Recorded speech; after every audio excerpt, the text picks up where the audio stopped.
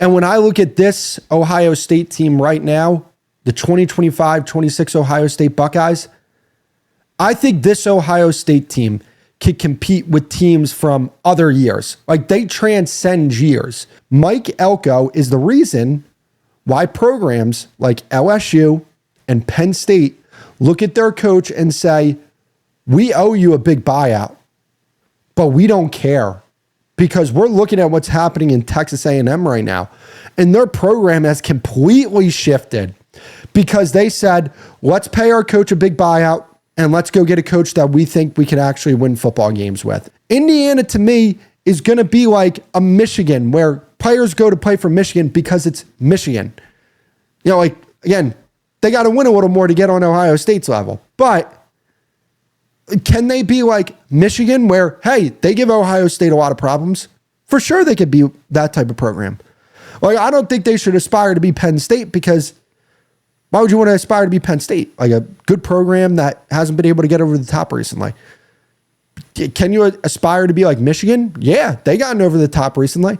They've given the Buckeyes everything they can handle. You look at the SEC differently when LSU is a great team. You look at the whole landscape of college football differently when LSU is a great football team, because they're a program that's been there, that's done that, that's won big games, that won national championships, that have put NFL players in the league, and they've been outstanding players.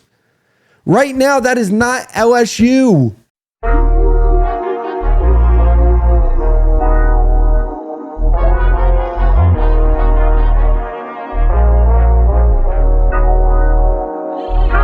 Hello, what's going on, everybody? Welcome to the CEO Sports Show for November 9th, 2025. And on today's episode, we are going to be talking about our Week 11 reactions. I cannot believe we're already in Week 11. It felt like yesterday. We were in Week 1 watching Ohio State versus Texas. But before we get into the episode, guys, please make sure to hit that like button, subscribe. Make sure to go check out all the shows on the Kretschman Media Network. We have a college football show on the network. You can find it on the homepage. It's called The Stadium Pulse by Tegan Randolph. He does a great job, so check that out. But without further ado, let's get into the episode. So everybody knows how we start off every show. If you have been watching my show here for the past few weeks, we start off by talking about the team that never disappoints, the team that is just so clearly the best team in the country, the defending national champions, the Ohio State Buckeyes. The Ohio State Buckeyes are going to win the national championship this year. This college football season, to me, just feels like a countdown to when Ohio State hoists that trophy again and they're back-to-back national champions. I don't see any team in the country that can beat this team. Indiana is not beating them. Texas A&M is not beating them. Alabama is not beating them. They're elite on both sides of the ball. And I don't think you can make a good case for which side of the ball is better. If you want to say the offense is better than the defense for Ohio State, I'm cool with that. If you want to say the defense is better than the offense, I'm cool with that. They are both equally elite units in college football. And the one thing that could derail this season for Ohio State would be bad coaching. But the thing is, they don't worry about that. They actually have the best coaching staff in the country. Ryan Day, to me, at the current moment, is the best coach in the country. And what I like about Ryan Day, this guy is comfortable in his own skin. He needed to see that ball go through the net. And what I mean by that is he needed to go win that national championship and get that off his chest. And ever since he's did that, he has proven why he's the best coach in the country. And I think he's very genuine. I don't think he's one of these other coaches that are just blatantly trying to be a social media star and be disingenuous to try and hype up recruits to go to their school. I don't think that's the case at all. Ryan Day is on another level right now. And this team as a whole is on another level. It's so effortless for them. They go into these games and they beat down opponents, regardless who the opponent is. And when you talk about Indiana, by the way, a team that they're better than, Indiana just struggled with Penn State. What did Ohio State do to Penn State last week? It wasn't even a game.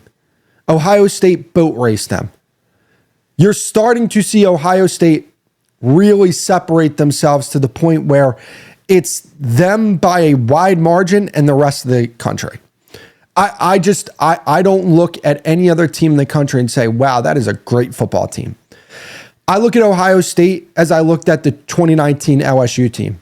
They're just multiple steps ahead of the competition. That's just what it is. That's the reality of the situation. And I'm so impressed with this football team and this program. And when you look at some of the best players on this team, guys like Julian Sayin, Jeremiah Smith, they're two of the best players on this team. They're going to be back next year. Ohio State can go on a dynastic run and compete with Georgia with who has been the team of the decade. We're still halfway through the decade, right? If you had to give a team of the decade, you would give it to Georgia at the current moment. But Ohio State really has a case to be made that if they go back to back and they win another championship in the 2020s, this has been their decade. And when I look at this Ohio State team right now, the 2025-26 Ohio State Buckeyes, I think this Ohio State team can compete with teams from other years. Like, they transcend years. That's how good I think they are. Like, I think that they could, I don't want to waste people's time and go down a list because then there's the argument sake thing. And I'm not really trying to do that at the current moment, but I think they would beat Ohio State from last year. I think they would beat Michigan from 2023. I think they would beat Georgia from 2022. That's how good I think this team is. Like, and here's the thing, right? It's so funny to me because I remember back in 2019, Joe Burrow had Jamar Chase and Justin Jefferson. And I mean, they're the two best receivers in football at the current moment. Nobody was saying, oh, hey, Joe Burrow's throwing to these elite receivers, right? But like when Julian Sayin is throwing to elite receivers, people are like, oh, he's throwing to Jeremiah Smith and Carnell Tate. And they try and take that away from a Heisman conversation for Julian Sayin. I personally don't understand that if you ask me. Like, to me, Julian Sayin is the Heisman. And the reason why I say that is because he's been playing at a very high level so far this year. Ohio State, to me, is the best offense in the country. They're the best team in the country. And they're going to go into the Big Ten championship game and beat the team who has the quarterback that's number one in Heisman odds right now in Fernando Mendoza. So, like, when I look at the Heisman race, I think Julian Sayin's going to win this thing because I think they're going to be an undefeated team with a win over the other Heisman candidate, which to me, like, I kind of hate comparing, like quarterbacks play defenses. They don't play each other. So I don't like that, but that's how Heisman voters look at it. And I think they would be right to look at it that way. Like, Julian Sayin has been so impressive. It's not just because of the weapons that he has on his team. It's not because of the fact that his defense is so damn good and gets him the ball back at a very high rate. It's none of that stuff. It's because Julian Sayin is just a damn good quarterback. Like, if this was like, when I look at a quarterback that, like, they win games with a quarterback, I go to the NFL and I look at Jalen Hurts. And I look at Jalen Hurts and I see him throwing the ball behind receivers, and on deep balls, he's throwing the ball 3 yards, but 3 yards behind receivers, and they got to like stop in their tracks and go back to go get the ball. That's not what Julian Sayin is. Julian Sayin is not what Jalen Hurts is for the Philadelphia Eagles. What he is for the Ohio State Buckeyes is a guy who gets the ball to his guys on time, in rhythm, in stride, accurately, wherever the ball needs to go. 3-level thrower. Like, he throws the short, the intermediate, middle of the field, deep, all that. He throws everywhere on the field. Like, I hate saying it, but he can make every throw. The reason why I hate saying that is because, like, most of these quarterbacks can make, well, especially like when you get to the NFL, maybe it's more of an NFL thing than a college thing. But like in college, if you're a D1 quarterback, a lot of these guys should be able to make all the throws. But I mean, I see a lot of quarterbacks out there that struggle to throw the ball. So like, I'll give Julian Sayin credit for that. But like, when you look at this game that they had against Purdue, I mean, they beat the living piss out of them. They beat the piss out of them. I mean, like, looking at the stats, Julian Sayin again, 27 for 33. What's that for completion percentage? 81% completion percentage. Like he's averaging damn near 81% on completion percentage. Like that is flat out insane. That is insane. Damn, that's so corny. I'm sorry for saying that. That's so corny. But you look at what happened in this game as well. Bo Jackson, he has some serious potential. First year player. I think that this guy is going to be a star for this program. Isaiah West is another guy that's been coming on here recently. Isaiah West, St. Joe's prep product, same school that Marvin Harrison and Kyle McCord went to. Rooting for him big time. And then Jeremiah Smith was he was just nasty today. 10 receptions, 137 yards, 13.7 on average. Like, they just have so many options offensively. Like, when Julian Sayin drops back, there's not a bad receiving option, right?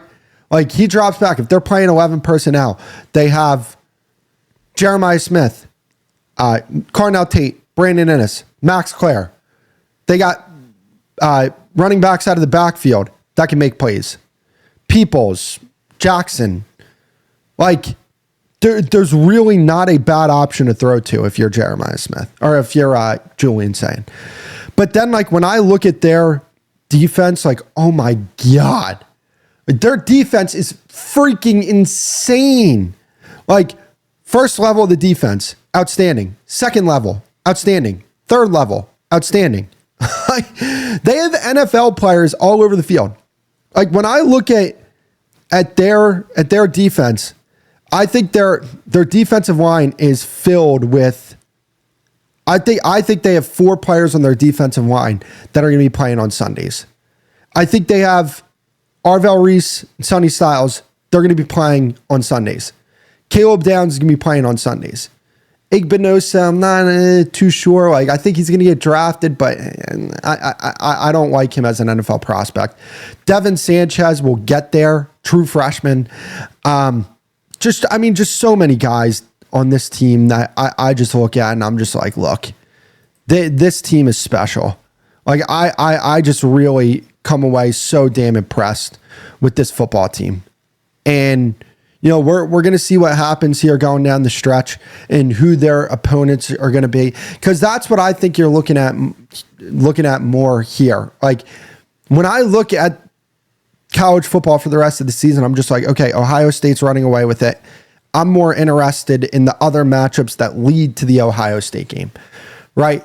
And that's just the way I feel about this team right now. Hey, quick break. Please make sure to hit that like button, subscribe. I would greatly appreciate that. Let me know what you guys would think about the episode so far. I would greatly appreciate it if you guys checked out the rest of the shows on the Kretschman Media Network. They're on the front page of this. And without further ado, let's get back into the episode. So another game I watched was the Texas A&M versus Missouri game. And this is where I'll start this off when it comes to Texas A&M. What I've been impressed by with Texas A&M is the fact that over the past few weeks here, I've been saying, oh, this is a spot where they could potentially get got. And they didn't get got in those spots. They actually beat the living piss out of their opponent. And, maybe that's just a Texas A&M thing. Maybe I'm just wired to think like that. But I think I should get out of that line of thinking. And here's the reason why. I think Mike Elko is the turning point for this program. I believe that this is going to be a different Texas A&M era, not just a team for this individual season. I think going forward, when we look at the SEC, Texas A&M is going to be a team that is consistently amongst the top of the SEC teams. They have a real chance to get to the SEC championship and win the entire SEC. Their formula, we all know it. We all know what they do well. Marcel Reed is not the type of guy at the current moment. I think we're going to be talking about Marcel Reed a lot differently than we're talking about him now. Next year, I think he still has a little more room to go here. But we know what it is. Marcel Reed's going to throw the ball to his receivers in a position where they can get yards after catch. And it's a successful offensive formula because they've been able to take advantage of that all throughout the course of the season. And Marcel Reed's going to make plays with his legs as well. You have to account for that. And their defense, their pass rush is outstanding. They struggle against the run. But if you're putting points on the board, run defense, I don't think is something that you should be overly concerned about. If you're putting points on the board, that's the best run defense you could possibly have. Because if you're going into games and opponents know, oh, we have to put up 40 points if we're going to win this game.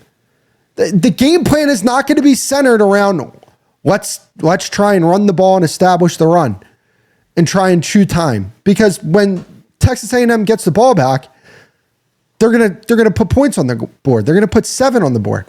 So like that's kind of the way I look at Texas A&M here.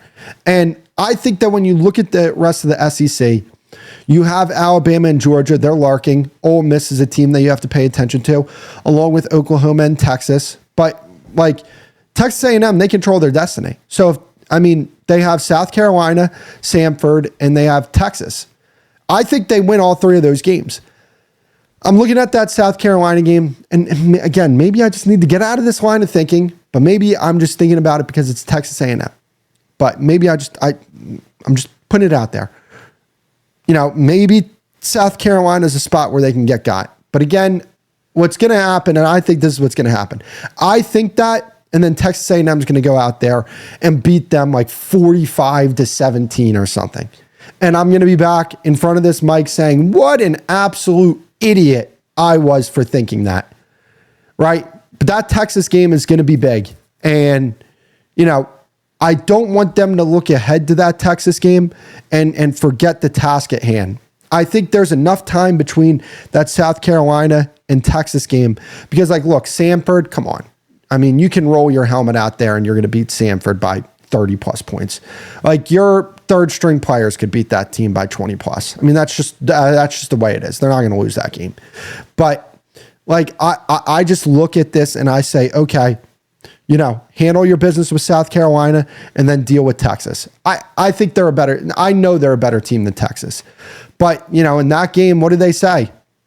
Records don't matter in that game. So, and that could be a game where honestly, Texas is out of the playoffs and their Super Bowl would be getting you out of the SEC championship game. That's what their Super Bowl would be. So, Texas A&M as a whole, I believe in this program. I believe in Mike Elko. I believe it is a new day for that program. And they paid a big buyout to Jimbo Fisher there, but let me ask Texas A&M fans this, because I can't ask the boosters because I don't have access to them. I can't ask the athletic program director because I don't have access to them. With the buyout that they paid to Jimbo Fisher, and it was a big one. I think it was $75 million, if I'm not mistaken. How happy are you with the results of that? Yeah, you paid a lot, and this is, and I honestly think this is a conversation that we're gonna have. Mike Elko is the reason why programs are okay with moving on from coaches and paying a big buyout. Let me repeat that. Mike Elko is the reason why programs like LSU and Penn State look at their coach and say, we owe you a big buyout, but we don't care because we're looking at what's happening in Texas A&M right now. And their program has completely shifted because they said, let's pay our coach a big buyout and let's go get a coach that we think we can actually win football games with and win big football games with. And I think Penn State and LSU looked at that and said, it's going to be worth it in the end if we bring in a guy that can be our Mike Elko. Because this program, I'm thinking about Texas A&M differently than I ever have. I look at Texas A&M as a team that can go to the national championship and play Ohio State, because I don't think they're going to beat them, because I just think Ohio State just clears the field. But I think they can get themselves into that game. And I think they can win the SEC this year. And if you're Texas A&M and you get to that point, you're like, wow, we are heading in the right direction here. This is not a make it or break it season for Texas A&M. I actually think they've exceeded expectations. I think going into the year, I think two teams that had make it or break it type seasons in front of them were LSU and Florida, and we all saw what happened there. I didn't look at Texas A&M like that. And yet they still went out there and they're having the type of season that they're having. Credit to them, salute to the program, and also salute for the big buyout that they paid to Jimbo Fisher, and salute to them for, making the right coaching hire and changing the entire direction of their program. Hey, quick break. Please make sure to hit that like button, subscribe. I would greatly appreciate that. Let me know what you guys would think about the episode so far. I would greatly appreciate it if you guys checked out the rest of the shows on the Kretschman Media Network. They're on the front page of this. And without further ado, let's get back into the episode. So I want to talk about the Indiana and Penn State game. Indiana wins on a last-minute touchdown by Omar Cooper with the toe tap, coming off a fantastic final drive there by Fernando Mendoza. And so here's my take about this game. The way I look at Indiana after they barely beat Penn State, I look at them a little less than what I did going into this game, but not by much at all. Like, I look at Indiana as one of the top 4 teams in the country, right? I got Ohio State, and then after that, I think any one of the teams when it comes to Indiana, Texas A&M, and Alabama, I think you could put at 2. I would go Indiana, Texas A&M, and then Alabama because they do have that loss at the beginning of the season. They need to be held accountable for it because these teams didn't lose that type of game at the beginning of the year. So that's the way I would go there. But you can absolutely make a case that Indiana is the second best team in the country. I just don't think it's fair to compare them to Ohio State right now. Indiana is not a better team than Ohio State. I don't know why people were saying that last week. Ohio State's better than Indiana at every level of the field and on the sidelines as well. So I think it's unfair if you're comparing Indiana to Ohio State. I think that's unfair. But when you compare Indiana to the rest of the teams in the country, they stand out. And that's where I come from with this. And the way I look at this game against Penn State, sometimes you got to win a close game against a bad team. It just is what it is. They didn't have Elijah Surratt in this game. If they had him, it probably would have been a much more definitive win here for Indiana. But every team deals with injuries, right? Penn State didn't have their quarterback. They haven't had their quarterback for multiple games here. So that's a way that you could look at this as well. So Indiana, they win a close one. And that's the way I look at this. I just look at them as a team that's in that tier of Alabama, Texas A&M, because I just think Ohio State is in a different tier. But when you look at where Indiana is as a program, you have to really like the direction of this program. This is starting to become, to me, when you look at the big 3 of the Big Ten, the big 3 now is Ohio State, Indiana, and Oregon. I don't look at Michigan and Penn State and put them there because they need to do something to belong there. Now, granted, Michigan won their national championship a few years ago, but it's a different coaching regime that they have now. So that's where I look at that and I say, I'm not ready to put them in the top 3 in the Big Ten. The teams that define this conference now, it's Ohio State, it's Indiana, and it's Oregon. Those 3 teams, and then it's everybody else. They need to play to a level that these 3 teams are playing to if they want to be considered that. It's a new Big Ten. When Michigan won their national championship, the Big Ten didn't look the way it looked right now. So, after, in that era, the Harbaugh era, sure, you could put Michigan in that Big 3 that defined the Big Ten conference. But Indiana now is a team that defines the Big Ten conference and a team that when you compare the Big Ten to the SEC, I think Indiana is a team that you look at and say, we can hold up against your best. I really do. I really think Indiana, if they played Texas A&M or Alabama, I think I would go with Indiana there. That's where I'm at with Indiana. They have a fantastic quarterback. They have weapons that he can throw the ball to. They have a defense that plays well. They have a head coach who's fantastic. I don't know. I look at them a little differently than I look at Texas A&M. I like Texas A&M, but who do I think has a more explosive offense? I think it's Indiana. I think the receivers are comparable. If not, you could say Indiana maybe has better receivers. But I think the quarterback play, especially from a passing standpoint, when you compare Fernando Mendoza to Marcel Reed, they could just do more offensively. I mean, that's what Indiana could do. They could do more offensively from the passing attack than Texas A&M can with Marcel Reed. And then defensively, I think they're not that dissimilar. But I think that there is a gap between Mendoza and Marcel Reed. And that's why I think Indiana would beat Texas A&M. And I think they would beat Alabama. I think they would beat everybody in the country not named Ohio State. I just think it's a tall task to ask them to beat Ohio State because just like I look at Indiana and I compare them to the rest of the teams in the country and say, no, what they do great and what other teams do great, like there's a lot of teams that don't match up well with them, right? But like Ohio State's a team where I'm like, no, nobody matches up well with them. Like that's just the level that they're at right now.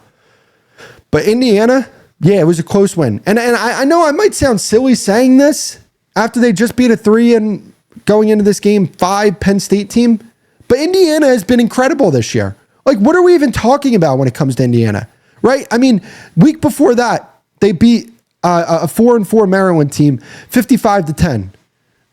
UCLA was a team that had a little bit of momentum there. Pantsed them. Michigan State pantsed them. Oregon beat them. Iowa beat them. Illinois pantsed them. This team is incredible. Like, flat out incredible. It's just, unfortunately, they play in a year where Ohio State exists. And I know if you're an Indiana fan, you're going to grow tired of me saying that.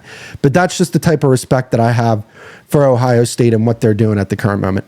But when I look at the rest of the teams that they play, they get Wisconsin and they get Purdue. They're going to win those games. They're going to be in the Big Ten championship.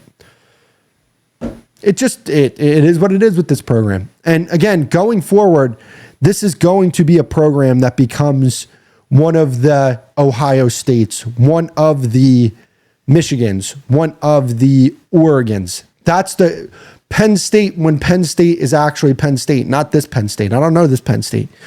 But that's the type of team Indiana's becoming. And it starts with the head coach. It starts with the head coach. It starts with Curt Cignetti. Curt Cignetti is a difference maker for that program. If I'm Indiana, it doesn't matter what it costs to keep him.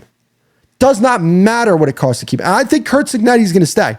Like, I know he just signed that extension, and I know people are trying to put him in conversations. Oh, could he go to LSU? Could he go to Penn State? Could he go? No, he's a perfect fit for Indiana. He should stay at Indiana. Indiana can pay him what these other schools can pay him. Recruits are going to want to come to Indiana because of Curt Cignetti. He's going to be able to attract big-time talent to his program. This guy is a game changer for this program. So, like, if I'm Indiana, there's not a check that's too big for me to write to keep Curt Cignetti in Indiana. That's just how I feel about him. Curt Cignetti is a game changer, and he is a trailblazer for a lot of these coaches that are coming from, lower level programs. I think John Summerall from Tulane, who, he plays, that's a mid-major program. He's going to get one of these big time coaching jobs, I think. I think he's either going to get LSU, Penn State, or Florida. And I think a lot of that is because of the Curt Cignetti way of things, right? Coached at James Madison. Then Indiana gave him a job. And look at what happened. He changed the program. Nobody was looking at Indiana as like a great football program. Had a great basketball program, not a football program. And now they're a football school. Indiana is a football school. Get used to saying that. They're a football school. Indiana is a football school now because Curt Cignetti has changed the culture of that program. And players are going to want to play for that program because of Curt Cignetti and because what Indiana is going to become. Indiana, to me, is going to be like a Michigan where players go to play for Michigan because it's Michigan. Again, they got to win a little more to get on Ohio State's level. But can they be like Michigan where, hey, they give Ohio State a lot of problems? For sure they could be that type of program. Like, I don't think they should aspire to be Penn State because why would you want to aspire to be Penn State? Like a good program that hasn't been able to get over the top recently. Can you aspire to be like Michigan? Yeah, they gotten over the top recently. They've given the Buckeyes everything they can handle. So, I mean, kudos to them. I know it sounds weird praising them as much as I'm praising them after that Penn State game. And understand this, I have so much respect for this program. It's just I don't think they're better than Ohio State. It just is what it is. I'm sorry, Indiana fans. I know it's probably annoying that I keep on saying that, but it just is what it is. Hey, quick break. Please make sure to hit that like button, subscribe. I would greatly appreciate that. Let me know what you guys would think about the episode so far. I would greatly appreciate it if you guys checked out the rest of the shows on the Kretschman Media Network. They're on the front page of this. And without further ado, let's get back into the episode. So I want to talk about the Alabama versus LSU game. And in particular, I more so want to talk about LSU. Usually I like to talk about the winning team. I mean, Alabama, they showed up. They did some things very well here. Defensively, I thought they played very well. Offensively, the second half was a bit of a struggle. But I mean, Alabama, I talked about them earlier. I think they're a top 4 team in the country. But I want to talk about LSU here. LSU just looks lifeless. Like, that's what this season has been for them. They had that, what we thought was an impressive win at the beginning of the season against Clemson. Then we found out that Clemson wasn't good at all. And I think we now look at that and say, if we would have known what Clemson was at the beginning of the season, do we think that that game would have been as impressive as it was, that win, should I say? Because I think we would look at that as like, had that hard of a time with Clemson? That's a little bit of a red flag there. But that's besides the point. Garrett Nussmeier does not look like the same quarterback that he did last year. I made a video on this channel where I said Garrett Nussmeier is the best quarterback in the country. Guys, I don't even think he's in the top 10 if you ask me. Like, that's how poorly he's played this year. He has regressed. And it's alarming to see. Now, like, I still like his NFL potential, but when I talk about him and LSU and this team, the problems and the concerns that I had about LSU going into the season are all coming to a head. I didn't love what their offensive line was doing. When you talk about the amount of new starters that they had, their run game was not good, and their run game hasn't been good this year. Their receivers haven't taken the step that I wanted them to take going into the season for me to look at them as a legit national championship contender. It's just, they came into the season just like a lot of other teams in the country with a lot of ifs. And unfortunately for LSU, their ifs have all went the wrong way for that program. And look, they moved on from Brian Kelly. I got it. But I thought in this game, they were going to come out and play out of their skulls after what if it's true that Brian Kelly was this awful person and this bad head coach, which I'm not saying you're wrong, but like, I expected a little more out of LSU in this game. I expected them to come out here and play like their hairs were on fire. And they just didn't. They looked lifeless in this game. Never at a point did I think, like when Alabama took that convincing, I think it was 17-3 lead. Not once did I think LSU's offense is going to put it together and they're going to lead them to a win here. Not once did I believe that. And you want to know what? I don't believe Alabama thought that either. I don't think Alabama thought that either. I think they were just like, yeah, that's cute. Yeah, all right. And this team's not going to beat us. And LSU, you got to knock your, like, if I'm LSU, like, if I'm an LSU fan, you got to hope that they knock this coaching hire out of the park. I'm talking about like a guy like Lane Kiffin or somebody around those lines, right? That you need to potentially bring into your program. Maybe Lincoln Riley, right? Like maybe that's a name that you bring up. But this program is a long way away from being what we know LSU can be and what they should be. LSU is one of the defining brands in college football. This is like Alabama, Ohio State, these teams. LSU's in that stratosphere. And they need to make the coaching hire here this offseason that gets them back into that stratosphere. When you talk about the Ohio States, the Alabamas, the USCs, the Texas. Now, not all those teams are up there, right? Texas this year they've had their struggles, even though they are in the top 12 there, and we'll see what happens there. USC, they're having a pretty good year there, but again, it's not like one of the defining programs in the country. LSU needs to be with those programs. Their history suggests that. Their location in the country and where they can pull players suggests that. The prestige that program suggests that. LSU needs to make the right hire and they need to return to relevance. As a college football fan, there's nothing I want more than LSU to be a great football team. Because when LSU is a great football team, that's better for college football.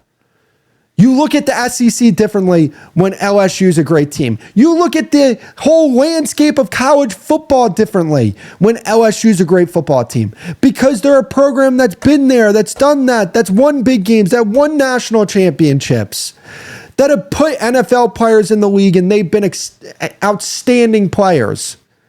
Right now, that is not LSU. Some of their best players that they brought in are transfer portal players. This is a program that they have such a great recruiting pool. They're in Louisiana. When you're in Louisiana, you're bred, you're going to LSU. Because when you look at the other big-time programs in the country, especially in the SEC, you look at Florida, there's competition there. There's Florida State, there's Miami. When you look at Texas, there's Texas A&M, there's Texas Tech, there's Baylor, there's all these other programs there. If you're Texas A&M, you have Texas, you have Texas Tech, you have Baylor, you have other programs in Texas, TCU, SMU. You know, like when you're Alabama, there's Auburn. When you're Tennessee, there's Vanderbilt. When you're LSU, who's in Louisiana that's going to compete anywhere, come anywhere close to that program? So those kids in that state are bred to think you're going to grow up, you're going to be a great high school football player, and then you're going to go to LSU and you're going to be a great football player for LSU. So the recruiting pool is there. The pipeline is there. LSU needs to be one of the best teams in the country. It's better for college football that way. And I really hope, and I'm not a fan of LSU. I have no ties to LSU. I don't even know anybody who's attended LSU. But I still want that program to be great because it's just better for the sport that way.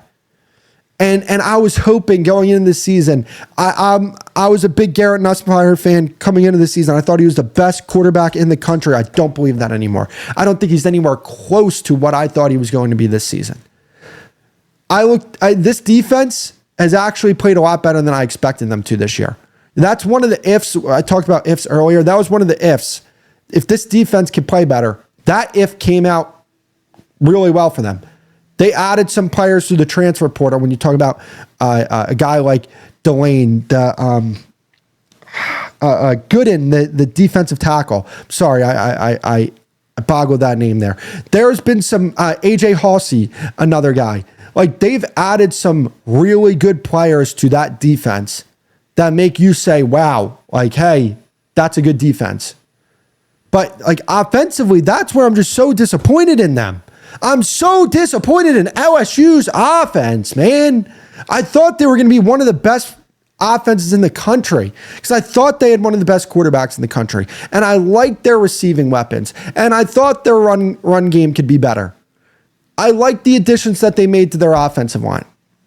All for nothing. And I just don't have much hope for this program going forward that they're going to return to the relevance that they need to return to.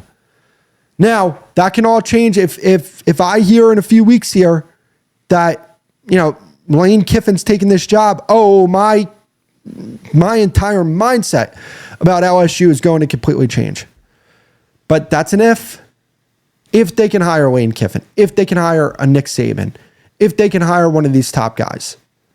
But for right now, this program, it looks lifeless at the current moment. But that's going to be it for the episode, though, guys. If you haven't already, please make sure to hit that like button, subscribe. I'll greatly appreciate that. Please make sure to check out the other shows on the Kretschman Media Network. They are on the homepage of the CEO Sports Show.